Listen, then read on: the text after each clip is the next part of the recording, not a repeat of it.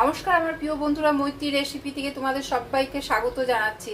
আজকে আমি হাজির হয়েছি সম্পূর্ণ নিরামিষ রেসিপি নিয়ে। গোবিন্দভোগ চাল দিয়ে মোচার ঘন্ট, খুব টেস্টি, এমনকি খেতেও খুব সুস্বাদু। তোমরা নিশ্চয়ই বাড়িতে বানিয়ে ফেলবে। আমি কিভাবে তৈরি করছি আজকের রেসিপিটা তোমরা নিশ্চয়ই প্রথম থেকে শেষ অবধি দেখবে। এছাড়াও ভিডিওটা ভালো লাগলে নিশ্চয়ই তোমরা লাইক শেয়ার সাবস্ক্রাইব করবে। পাশে যে বেল আইকন আছে সেটা প্রেস করলে তোমরা আমার অন্যান্য রেসিপিগুলো পেয়ে যাবে। এর আগেও আমি মোচার অনেক কিছুই দেখিয়েছি, তোমরা নিশ্চয়ই এই রেসিপি দেখলে সব কিছুই দেখতে পাবে। ঠিক আছে, আজকে আমি শুরু করছি গোবিন্দভোগ চাল দিয়ে মোচার ঘন্ট। এখানে আমি একটা মাঝারি সাইজে মোচা নিয়ে নিয়েছি, বিচি কলার মোচা। বিচি কলার মোচা খুব ভালো হয়, মিষ্টি হয়। এছাড়াও আমি এখানে নুন হলুদ দিয়ে ভিজিয়ে রেখেছি মোচাটাকে, বেশ কুচো কুচো করে কেটে নিয়ে। এরপরে আমি একে প্রেসার কুকারে সেদ্ধ করতে দেব, দুটো সিটি দেব। দুটো সিটির পরে আমি একে নামিয়ে রাখবো। নুন হলুদ দিয়ে মাখা থাকলে কি হয়, এর যে কষ্টানি ভাবটা থাকে সেই কষ্টানি ভাবটা চলে যায়। তাই আমি নুন হলুদ মাখিয়ে 15 থেকে 20 মিনিটের মতন জলে ভিজিয়ে রেখেছিলাম। এরপরে আমি এখানে প্রেসারের ঢাকাটা দিয়ে দুটো সিটি দিয়ে নামিয়ে রাখবো। এখানে আমি প্যান চাপিয়ে দিয়েছি। এরপরে আমি এর মধ্যে 4 চামচ সর্ষের তেল দিয়ে দিচ্ছি। আমি মিডিয়াম হিটে এটা করছি। তেলটা একটু গরম হলে আমি এখানে আলুগুলো, এখানে ডুমো করা আলু আছে, একটা মাঝারি সাইজের ডুমো করা আলু এই তেলের মধ্যে আমি দিয়ে দেব। তেলটা বেশ গরম হয়ে এসেছে।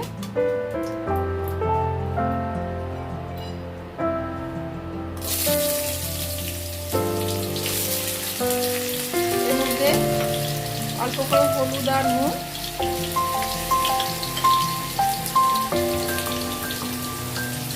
হলুদ আর নুন দিয়ে আলুগুলোকে ভেজে নেব। জাস্ট একটু ব্রাউন কালার হবে, ব্রাউন কালার করে আমি কিন্তু নামিয়ে নেব আলুগুলো। আলুগুলো বেশ ভাজা ভাজা হয়ে গেছে, এমনকি ব্রাউন কালার চলে এসেছে। এরপরে আমি আলুগুলোকে উঠিয়ে নিচ্ছি।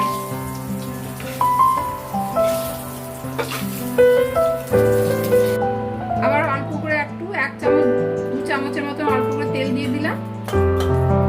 ওই ভেজে রাখা আলুর মধ্যে তেলটা দিলাম। এরপরে এর মধ্যে আমি গোটা গরম মশলা, এই যে দারচিনি লবঙ্গ এলাচ দিয়ে দিলাম। একটা তেজপাতা, গোটা তেজপাতা আমি কেটে দিলাম, আর একটা শুকনো লঙ্কা। বেশ মশলার থেকে একটু গন্ধ জাস্ট বেরোবে, সেই সময় আমি অন্য মশলাগুলোকে দিয়ে দেব। এই যে একটু ফোড়নে একটু হাফ চামচ গোটা জিরে ফোড়নের মধ্যে দিচ্ছি। বেশ ফোড়নের থেকে একটা গন্ধ বেরোবে, তখন আমি অন্য মশলাগুলো অ্যাড করব। জিরেটাও বেশ ভাজা ভাজা হয়ে যাচ্ছে। এই সময় আমি এই যে টমেটো, কুচনো টমেটো দিয়ে দিলাম।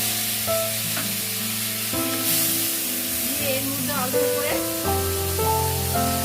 জাস্ট অল্প হাফ চামচের মতো নুন দিলাম। নুন দিলাম কেন, কারণ টমেটোটা নরম হয়ে যাবে, তাই নুনটা দিয়ে এটাকে নাড়তে থাকবো।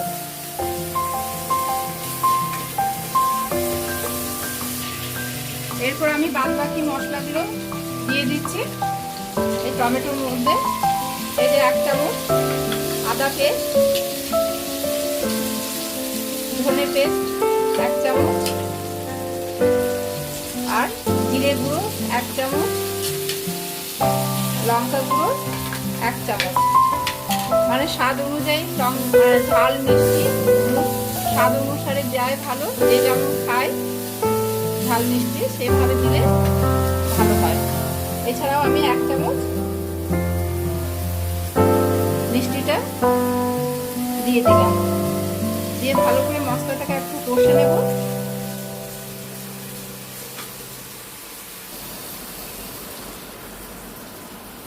জাস্ট অল্প করে আমি জল দিয়ে দিচ্ছি মশলার মধ্যে, যাতে না মশলাটা লেগে যায়। এই জন্য আমি জল দিয়ে একটু ভালো করে নাড়াচাড়া করে কষে নিতে হবে। 4-5 মিনিট ভালো করে নাড়াচাড়া করে কষে নিচ্ছি আমি। মশলা কষতে কষতে আমি এই আলুগুলো এর সঙ্গে দিয়ে দিচ্ছি। আলুগুলো বেশ মশলার মধ্যে কষানো হয়ে যাবে, বেশ এর সঙ্গে সুস্বাদু লাগবে, ভালো লাগবে খেতে। এমনকি দেখে না, আমি এই যে মোচাটা আমি জলে সেদ্ধ করেছিলাম প্রেসারে, এই মোচাটা ভালো করে আমি সেদ্ধ হয়ে গেছে, এই জন্য একটু ভালো করে একে আরো নরম করার জন্য আমি জলটা ছেঁকে নিয়েছি স্ট্রেনার দিয়ে। এরপরে আমি একে ভালো করে একটু নরম করে নিচ্ছি, যাতে আবার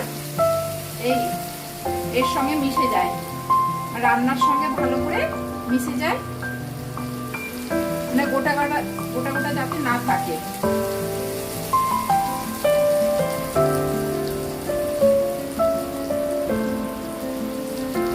এখানে মশলাটা থেকে তেল বের হয়ে এসেছে। এখন আমি এই যে এটা দিয়ে দিচ্ছি, দিয়ে ভালো করে মিক্স করে নেব।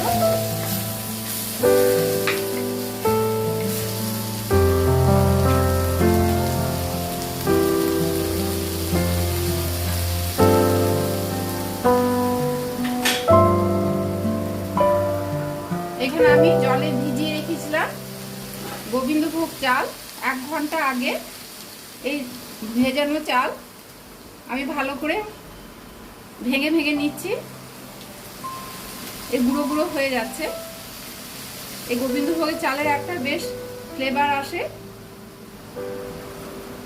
মোচার সঙ্গে দিলে খুবই ভালো গন্ধটা আসবে, এমনকি খুব ভালো খেতেও লাগে। 1 ঘন্টা আগে আমি ভিজিয়ে রেখে দিয়েছিলাম জল দিয়ে। এটাও ভালো করে অ্যাড করে দিচ্ছি, একসঙ্গে ভালো করে মশলাটা দিয়ে কষতে থাকবো। খেতে কিন্তু খুব ভালো লাগে, এই গোবিন্দভোগ চাল মেশানো থাকলে খেতে খুব ভালো লাগে। আমি আবার অল্প করে নুন দিয়ে দিচ্ছি, অল্প করে তো আলুর সঙ্গে দিয়েছিলাম, এমনকি মশলার সঙ্গে আমি অল্প দিয়েছিলাম, জাস্ট অল্প দিচ্ছি নুন, মানে 1/2 চামচেরও কম নুন দিয়ে আবার ভালো করে আমি মশলাটাকে কষতে থাকবো।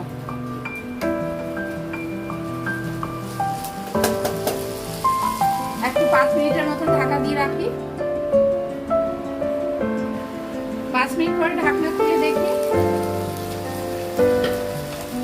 দেখো বেশ জল ছেড়েও এসেছে, এমনকি চালটা বেশ সেদ্ধ হয়ে গেছে। যে চালটা আগে আমি 1 ঘন্টা ভিজিয়ে রেখেছিলাম, এছাড়াও এখানে দেওয়া গোবিন্দভোগ চাল এমনিতে তাড়াতাড়ি করে নরম হয়ে যায় বা সেদ্ধ হয়ে যায়, সেদ্ধ হয়ে গেছে, বেশ ভালো করে কষানো হয়েছে।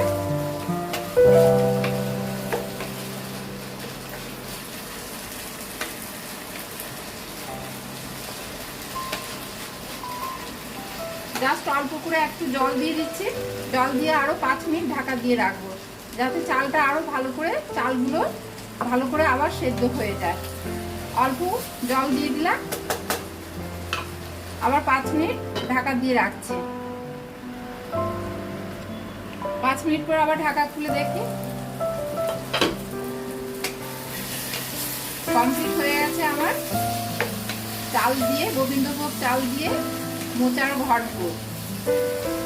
এর উপরে আমি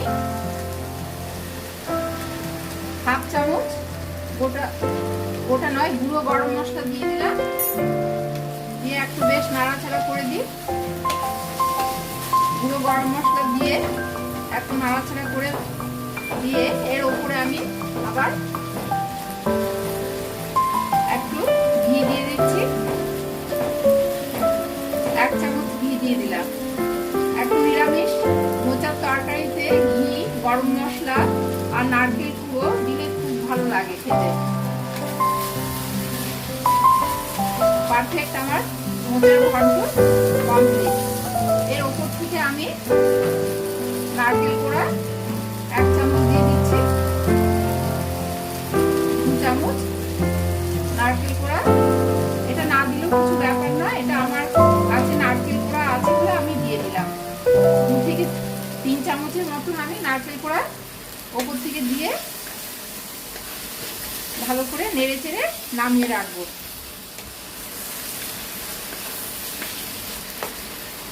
তোমরা নিশ্চয়ই এভাবে বাড়িতে ট্রাই করবে, দেখবে খেতে খুবই ভালো লাগবে। গোবিন্দভোগের একটা ফ্লেভার ওঠে, ওই গোবিন্দভোগের চালের ফ্লেভারটা, এমনকি এই যে মোচার ঘন্ট, এটাও খেতে খুব ভালো লাগবে। আমি এরপরে এটাকে নামিয়ে রাখছি সার্ভিং বলে। আমার কমপ্লিট হয়ে গেছে গোবিন্দভোগ চাল দিয়ে মোচার ঘন্ট। আমার গোবিন্দভোগ চাল দিয়ে মোচার ঘন্ট কমপ্লিট হয়ে গেছে। তোমরা ভিডিওটা কেমন লাগলো তোমাদের নিশ্চয়ই কমেন্ট বক্সে জানাবে। ভালো লাগলে নিশ্চয়ই তোমরা লাইক শেয়ার সাবস্ক্রাইব করবে। পাশে যে বেল আইকন আছে সেটা প্রেস করলে তোমরা আমার অন্যান্য রেসিপিগুলো পেয়ে যাবে। আজকে এই পর্যন্ত, পরের রেসিপি নিয়ে আবার তোমাদের কাছে আসবো। তোমরা ভালো থেকো, সুস্থ থেকো, বাই।